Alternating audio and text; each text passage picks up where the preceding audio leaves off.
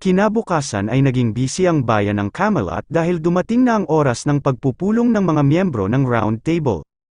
Ang Round Table Conference ay ang pinakamalaki at pinakamahalagang pangyayari na ginaganap kada isang buwan sa Britanya. Kanya-kanya ng bulungan ang mga ranker na nakaupo sa isang napakalaking bilog na lamesa, kinakamusta nila ang bawat isa at nagbibigay ng kanilang mga opinyon kung ano kaya ang magiging paksa ng gagawin nilang pagpupulong. Pero ang pinaka-pinag-uusapan at pinakasentro ng bulungan ng mga ranker na ito ay ang pagdalo ni Merlin na isa sa pinaka-importanteng personalidad ng Britanya. Isa rin sa pinagtataka ng mga ranker na miyembro ng Knights of the Round Table ay ang pagdalo ng isang player sa kanilang pagpupulong. Napapaisip sila kung ano raw ang ginagawa doon ng sumisikat na player na si Kim Yuan gayong wala naman itong kaugnayan sa kanilang Britanya. Naisip ng isang miyembro ng Knights of the Round Table na masayang araw siya na makita muli na dumalo sa pagpupulong ang kanilang elder na si Merlin, pero bakit nga raw kaya isinama rin ito si Yuan? Pakiramdam niyang araw ay iba ang patutunguhan ng pagpupulong na ito kumpara sa dati nilang nakasanayan. Nakakapagtaka rin daw na kulang ng dalawa ang mga dumalo na kabalyero, nasaan ang araw kaya sina Tal at Lolit? Ang ranker na nag-iisip ng lahat ng ito ay ang kanang kamay ni Arthur at ang first knight of the Round Table na si Gawain. Ibinulong ng isa pang knight of the Round Table na si Gidrak sa katabi nitong si Gawain na parang hindi nga raw mapalagay ang pansamantala nilang hari. Hindi niya nga raw gusto ang ekspresyon na ginagawa nito. Nung makita ni Lancelot na halos naroon na ang lahat ng mga dadalo sa pagpupulong ay nagsimula na itong magsalita. Pinahayag niya na kalimitan nga raw ay hindi nila hinahayaan na umupo ang isang tao sa kanilang round table kapag hindi pa sapat ang nakamit nitong pribilehiyo. Pero palalampasin niya nga raw muna ang pagkakataong ito sa ngalan na lamang ni Sir Merlin. Nagkataon rin daw naman na may gusto rin siyang pag-usapan tungkol kay Yuan. Tinanong ni Lancelot ang lahat ng dumalo sa pagpupulong kung wala ba raw ang mga itong problema sa naging kanyang desisyon. At dahil walang nagpahayag ng kanilang pagtutol ay itinuloy na ulit ni Lancelot ang pagsasalita nito.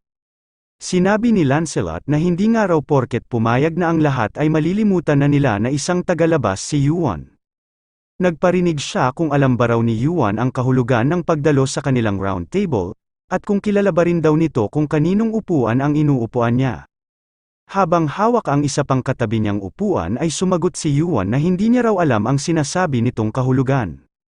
Pero alam niya raw na alinman sa inuupuan niya ngayon ay pwesto dapat ni Tal o Lolit. Nagalit ang ilan sa mga Knights of the Round Table sa tono ng pananalita ni Yuan at kung paano nito sinagot ang kanilang pansamantalang hari. Noong makakuha na si Lancelot ng simpatsya sa ibang miyembro ay tinanong na niya si Yuan kung alam ba raw nito ang nangyari sa dalawa ni Tal at Lolit. Hindi naman nagdahilan si Yuan at sumagot ng siyempre alam niya raw ito. Nakita nga raw ng kanyang mga mata kung paano pinatay ni Lancelot ang dalawang Knights of the Round Table na sina Tal at Lolit. Hindi na nakapagtiis ang ilan sa mga ranker at umalma sa mga paratang na sinasabi ni Yuan. Sa ginagawa nga raw nitong kalapastanganan ay dapat na nila itong paalisin sa pagpupulong. Sinabihan ni Lancelot ang mga nagagalit na kabalyero na tumigil daw ang mga ito. Nagtaka ang lahat nang sabihin ni Lancelot na tama nga raw ang sinabi ni Yuan na siya mismo ang pumatay kina Tal at Lolit. Pero batid niya raw na alam din ng mga ito kung bakit niya kinailangang gumawa ng ganoong desisyon. Tumingin si Lancelot sa direksyon ni Yuan at sinabihan niya ito na sabihin daw nito ang buong katotohanan. Tiningnan din ni Yuan ang nakatingin sa kanya na si Lancelot. Sinabi niya dito na wag nga raw nitong baluktutin ang katotohanan. Ang pagpupulong raw na ito ay hindi para questionin siya, kundi ay para mapagbayaran ni Lancelot ang mga krimen na ginawa nito. Napaisip si Lancelot kung paano raw nagagawa ni Yuan na umasta ng puno ng kumpiyansa, gayong ngayon ay para itong nasa loob ng kampo ng mga tigre. Ano nga raw kaya ang pinaplano nito? Pagkatayo ni Yuan ay naglakad ito papunta sa isang pinto. Sinabi niya sa lahat ng dumalo na may isa pa raw silang bisita. Ang isa pang araw nilang bisita ay ang tao na tingin niya ay lubos na pakatatanggapin ng karamihan sa mga ito. Naglakad papasok ang isang lalaki mula sa binuksan na pinto ni Yuan. Nagulat ang lahat ng miyembro ng Knights of the Round Table nung makita na nila ang sinasabing bisita ni Yuan. Isa itong lalaki na nakasuot ng mabibigat na baluti at may hawak itong isang mahabang espada. Sa sobrang pagkagulat ay napatayo ang first knight of the round table na si Gawain at ang katabi nitong si Jidrak. Unti-unting namuo ang luha sa mga mata ni Gawain nung pagmasdan nitong maigi ang mukha ng dumating na lalaki. Halos lahat ng mga miyembro ng Knights of the Round Table ay hindi makapaniwala sa nakikita nila ngayon sa kanilang harapan. Habang nagmamadali ang kalahati sa mga miyembro ng Knights of the Round Table sa pagtakbo upang salubungin ang lalaki na nakasuot ng mabibigat na baluti, ay sa iba naman nakatuon ang atensyon ni Merlin. Nakatingin ito sa isang direksyon at parang anumang oras ay sasabog na ang galit nito. Tinitingnan niya ang walang hiya, lapastangan, mapagpanggap, at traidor na si Lancelot. Makikita sa itsura ng mukha nito ang nararamdaman nitong matinding kaba at pagkabahala. Hawak ang isang malaking espada at suot ang mabibigat na baluti ay nagbalik na ang lalaki na may gintong buhok at ang tunay na hari ng Britanya na si Arthur.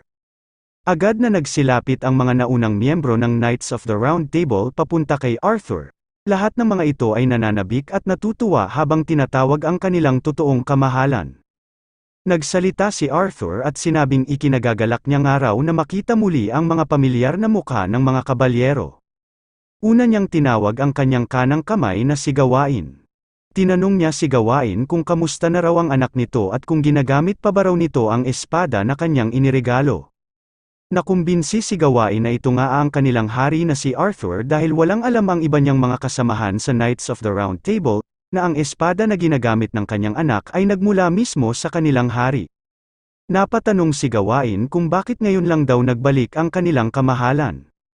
Napansin din ni Arthur ang kabalyero na si Jidrak, hindi niya nga raw akalain na ang uhugin na pinakabatang miyembro ng mga kabalyero ay kabilang na sa mga piling miyembro ng Knights of the Round Table.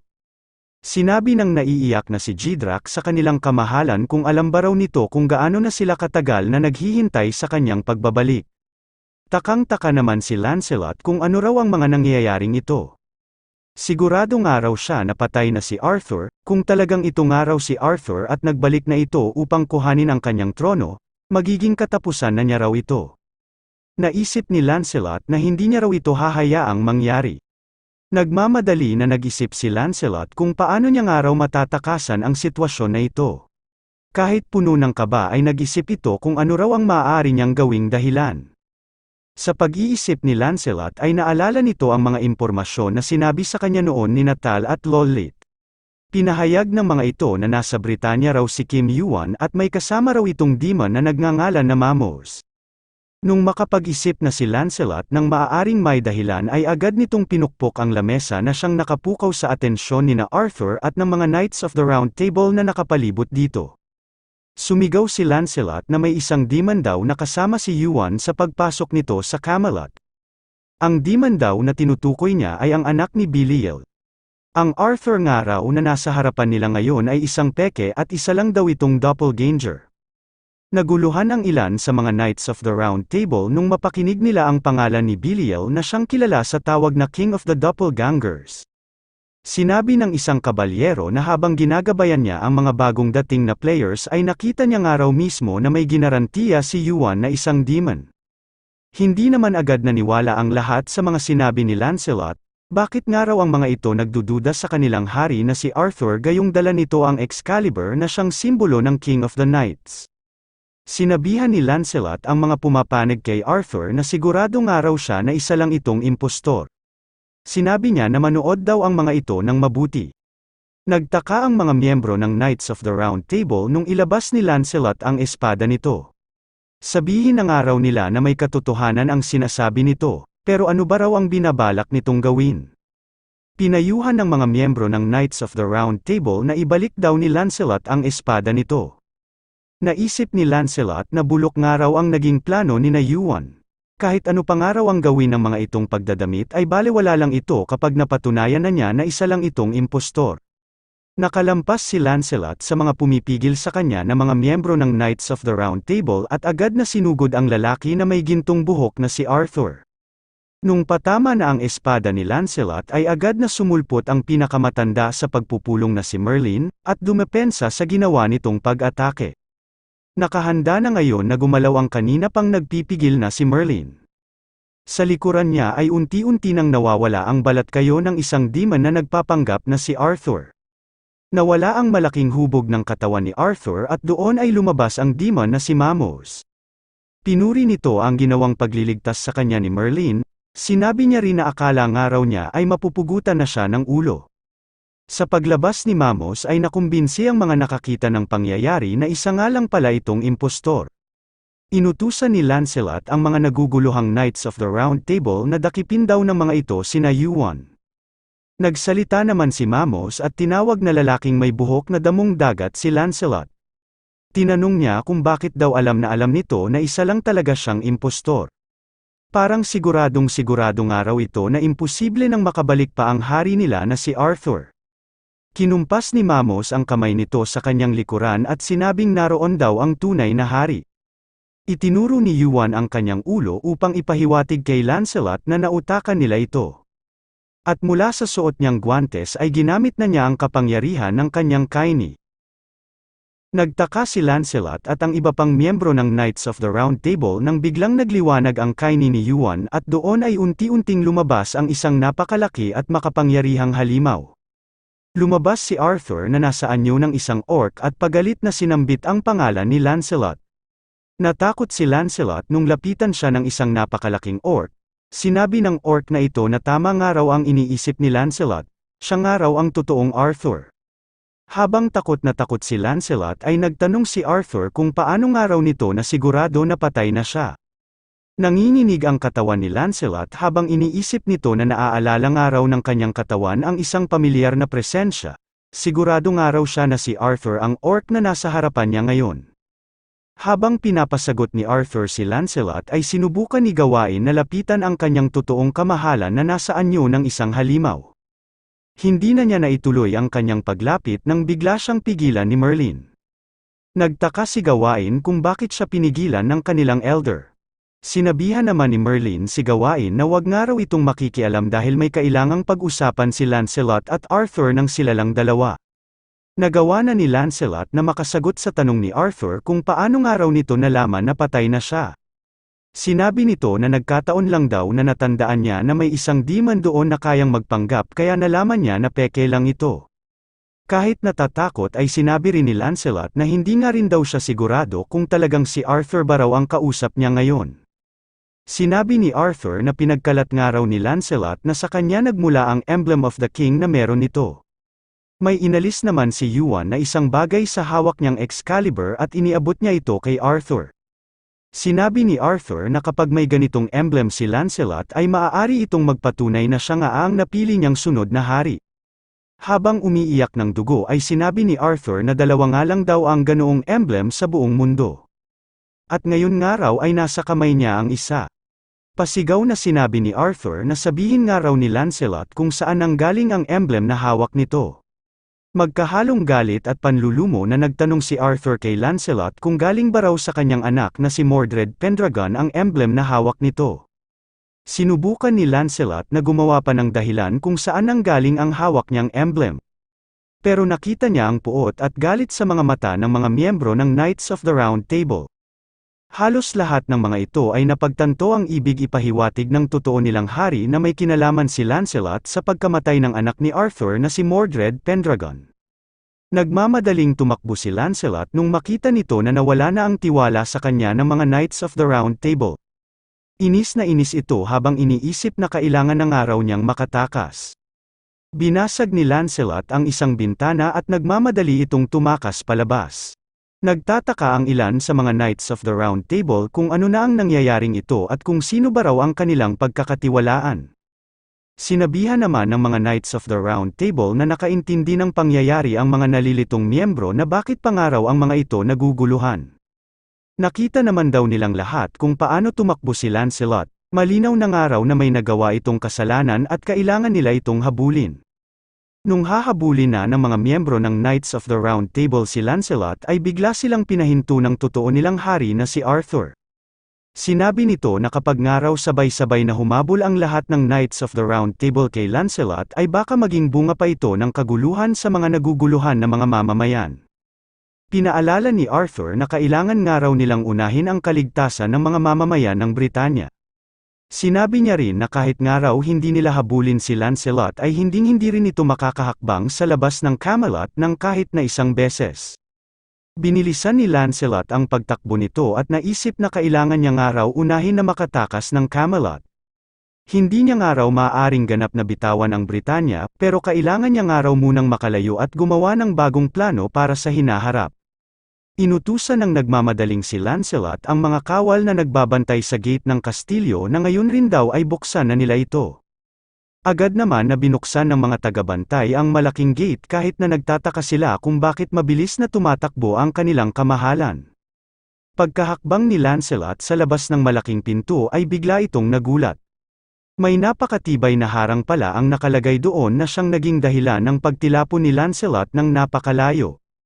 Nag-alala ang mga nagbabantay na kawal sa kinikilala nilang kamahalan kung ayos lang ba raw ito. Agad naman na tiningnan ng ilang kawal ang dahilan kung bakit tumalsik ng ganoon si Lancelot. Habang nagtataka pa si Lancelot kung ano ang bagay na humarang sa kanya ay bigla itong nakatanggap ng notification na ang teritoryo raw na kinatatayuan nila ay itinalaga bilang isang kulungan, at dahil nga raw doon ay hindi siya basta makakapunta sa labas. Ang buong Camelot ay napapalibutan ng isang napakalaking harang na nagmula sa skill ng isang high ranker. Naisip ni Lancelot na malamang daw ay kagagawa nito ng matandang si Merlin. May bigla namang nagsalita at sinabihan ang lahat ng mga kawal na nagbabantay sa gate na magsialis na raw ang mga ito papalayo sa pader ng kastilyo. Nagtaka si Lancelot nang bigla na lang siyang mapuluputan ng mga kadena sa kanyang katawan. Ang mga kadena na ito ay gawa sa isang skill kaya napakatibay nito at napakahirap na takasan. Napailing si Lancelot nang mabalot ng napakaraming kadena ang kanyang kamay, paa, at maging ang kanyang buong katawan. Habang tumatagal ay pahigpit ng pahigpit ang mga kadena na ito. Dumating sa harapan ni Lancelot ang matandang si Merlin na siyang gumawa ng harang at nagpalabas ng mga kadena na humuli sa kanya. Takang-taka naman ang mga kawal kung bakit binihag ni Merlin ang pansamantala nilang hari. Nagtanong ang isang kawal kung bakit nga raw inaatake ni Merlin ang kanilang kamahalan. Sumagot naman si Merlin na magsiatras na raw ang mga ito kung ayaw nilang madamay sa kaguluhan. Sinabi niya rin na hindi na raw maaaring tawagin na hari ng Britanya si Lancelot dahil isang araw itong taksil. Naisip ni Merlin na tama nga raw ang naisip na ideya ni Yuan. Kahit nga raw anong gawin na pagpapanggap ni Mamos ay maaaring mapansin pa rin ito ng mga ranker na miyembro ng Knights of the Round Table. Mahahalata nga raw ng mga ito ang pagpapanggap ni Mamos dahil sa pagdaloy ng mana nito. Natatandaan pa ni Merlin kung paano sinabi sa kanya ni Yuan na balutin daw niya ng enerhiya ni Arthur si Mamos. Sa ganoong paraan nga raw ay maaari na nilang malinlang ang mga matatalas na pakiramdam ng mga Knights of the Round Table. Sinabi nga raw noon ni Yuan na kailangan nilang ipakita sa iba ang mga masasamang ginawa ni Lancelot upang mabilis nila itong mapabagsak sa kanyang posisyon. Nung mahuli na ni Merlin si Lancelot ay sinabi nito na may gusto nga lang daw siyang malaman. Hindi na halos makagalaw si Lancelot dahil sa higpit ng pagkakagapos sa kanya. Mula sa kanyang paa hanggang sa kanyang ulo ay may mga nakalagay na mahihigpit na kadena. Binanggit na ni Merlin ang gusto nitong malaman. Tinanong niya ang nakagapos na si Lancelot kung bakit nga raw nito ginagawa ang lahat ng iyon. Napangiti naman si Lancelot at nagtanong kung inaasahan ba raw ni Merlin na mayroon siyang isasagot na dakilang rason. Nabalot ang katawan ni Lancelot ng mga itim na marka at kasabay rin noon ang pag-iiba ng kulay ng mga mata nito. Sinabi ni Lancelot na simple lang daw ang rason niya, at iyon ay dahil sa gusto niyang maging hari. Kasunod ng pag-iiba ng itsura nito ay ang pagdaloy ng isang malakas na kapangyarihan sa kanyang katawan. Nagpakawala ang nagbagong anyo na si Lancelot ng isang mapinsalang kapangyarihan. Sa kapangyarihang ito ay nagawa niyang makaalis sa mga nakatali sa kanya at nawasak rin nito ang malaking bahagi ng kanilang kapaligiran. Nung makita ni Merlin ang mga pangyayaring ito ay naisip niya na ito na nga raw siguro ang halimaw sa loob ni Lancelot na tinutukoy ni Yuan. Naglalabas nga raw ito ng kakaibang enerhiya na hindi naman arcane power o demonic energy. Naisip ni Merlin na marahil nga raw ay ang enerhiya ring ito ang rason kung bakit nagtaksil si Lancelot kay Arthur. Bigla namang nakatanggap si Merlin ng notification na nagdeklara raw ang King of the Round Table ng kanyang teritoryo. Sa loob daw ng itinalagang lugar ay makakatanggap ng penalty ang sino man na umatake sa King of the Round Table. Kahit alam ni Merlin na makakatanggap siya ng penalty ay naghanda pa rin siya ng skill upang atakihin ito. Hindi niya nga raw hahayaan na makatakas si Lancelot sa Camelot. Nung makapaghanda na si Merlin ay sinabi nito na wala raw siyang pakialam sa mga pakulo na ginagawa ni Lancelot. Pagkabanggit niya noon ay agad niyang inatake si Lancelot gamit ang mga pinalutang niyang malalaking tipak ng bato. Sa dami nito ay halos matabunan na ang pwestong kinatatayuan ni Lancelot. Nagkaroon ng kakaibang liwanag mula sa alikabok ng mga nagbagsakan na bato. Nagulat si Merlin nang makita niya na nagkaroon ng malaking pagsabog sa kinatatayuan ni Lancelot, nadurog ang mga binagsak niyang bato at tumilapon papunta sa isang direksyon. Nagalit si Merlin nung mapagtanto niya kung saang direksyon papunta ang napakaraming basag na bato. Naisip niya na inililihis nga raw ni Lancelot ang pag-atake nito sa sentro ng kanilang syudad. Agad namang gumawa ng malaking harang si Merlin upang protektahan ang mga kabahayan at mga naninirahan sa sentro ng Camelot. Dali-daling nagpunta si Lancelot sa gilid ng ginawang harang ni Merlin. Sinabihan naman ni Merlin si Lancelot na hindi ba raw ito nahihiya sa kanyang ginagawa. Ginugusto nga raw nito na maging isang totoong hari, pero ginagawa naman daw nitong hostage ang kanilang mga mamamayan. Hindi naman pinansin ni Lancelot ang mga sinasabi ni Merlin at inatake ng sunod-sunod ang harang na ginawa nito. Dahil doon ay nakatanggap si Merlin ng notification na nagkakaroon daw ng basag ang ginawa niyang kulungan. Habang inaayos ni Merlin ang pinsala sa ginawa niyang kulungan ay sinabihan siya ni Lancelot, na kahit pa nga raw tinatawag itong Great Wizard ay hindi nga raw magiging madali para dito na panatilihin ang ganito kalaking skill habang nilalabanan nito ang kagaya niya na isang high ranker. Pinagpatuloy ni Lancelot ang pagsira sa harang na ginawa ni Merlin. Wala namang magawa si Merlin kundi ayusin ito dahil binabalak ni Lancelot na atakihin at gawing hostage ang mga mamamayan ng kanilang Britanya. Mabilis na inaayos ni Merlin ang bawat pinsala ng kanyang ginawang kulungan. Naisip niya na pinaplano nga raw ni Lancelot na hatiin niya ang kanyang arcane power. Nung aatakihin na muli ni Lancelot ang harang ay bigla itong nagulat. Dumating nang magkasabay ang bida natin na si Kim Yuan at si Arthur na nasa anyo ng isang orc.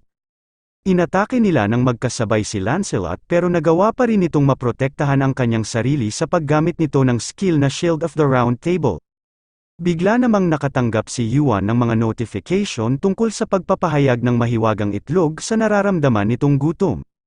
Naisip ni Yuan na mukhang hindi na nga raw makapaghintay ang mahiwagang itlog, baka nga raw kainin pa siya nito kapag hindi niya nahuli si Lancelot. Nagtataka rin si Yuan kung gumamit ba raw ng skill ang mahiwagang itlog dahil bigla na lang siyang nakatanggap ng kidlat mula sa penalty habang nilalabanan niya si Lancelot na isa namang high ranker. Nagpunta si Yuan sa likuran ni Lancelot upang malito ito sa pakikipaglaban. Nagsalita naman ang nasa unahan na si Arthur na matagal na nga raw niyang hinihintay ang araw na ito. Ito na nga raw ang araw na papatayin niya si Lancelot gamit ang sarili niyang mga kamay. Magkasabay na inatake ni Arthur at Yuan ang nagbagong anyo na si Lancelot. Nakatanggap naman ng malakas na penalty si Lancelot nung magpakawala ito ng malaking kapangyarihan upang makadepensa sa pag-atake ng dalawa. Sa pagdagdag ng lakas ni Lancelot ay nagawa nitong masangga ng sarili niyang espada ang Edge of Nightfall na gamit ni Yuan. Nagawa niya ring masalo ang Excalibur na gamit ni Arthur gamit ang kanyang kaliwang kamay. Sinabihan ni Lancelot si Arthur na nababaliw na nga raw ito. Akala raw yata ni Arthur ay mapipigilan siya nito gamit ang isang undead na katawan. Ibang-iba na nga raw ang level ng kanyang kapangyarihan kaysa sa nalalaman nito noon. Nung nakatuon ang pansin ni Lancelot sa panghahamak kay Arthur ay biglang nagkaroon ng lakas ng isang higante ang katawan ni Yuan nung gamitin nito ang skill na Gigantification. Nung mangyari yun ay agad niya ring ginamit ang kapangyarihan ng Kaini na Summoning Hell. Nagtaka si Lancelot kung bakit napakalaki ng pinsala na natanggap niya gayong isa siyang high ranker at isang player lang si Yuan. Pinipilit niya ring labanan ang kapangyarihan na parang humihigop sa kanya papunta sa kadiliman. Ginamit din agad ni Yuan ang kanyang skill na Holy Fire nung makita niya ang tindi ng pagkabahala at takot na nararamdaman ni Lancelot. Nung mag-activate ang kapangyarihan ng Holy Fire ay nakarinig si Lancelot ng ibang boses sa kanyang kaisipan na nagmula sa nararamdaman niyang takot. Sinambit ng boses na ito na may nararamdaman nga raw siyang existence na tulad nila, at parang fragment rin daw nila ito. Sinabihan din ng boses na ito si Lancelot na kailangan na raw nitong tumakbo. Napatanong naman si Lancelot kung bakit naman daw siya tatakbo gayong isang player lang naman ang kanyang kalaban. Sumagot ang kausap niyang boses na dahil lumalaki raw ang ginamit na kapangyarihan nito habang kumakain ito ng takot. At iyon daw ang dahilan kaya kailangan na niyang lumayo. Nainis naman si Lancelot at sinabing hindi nga raw basta-basta matatakot sa iba ang isang high ranker na tulad niya.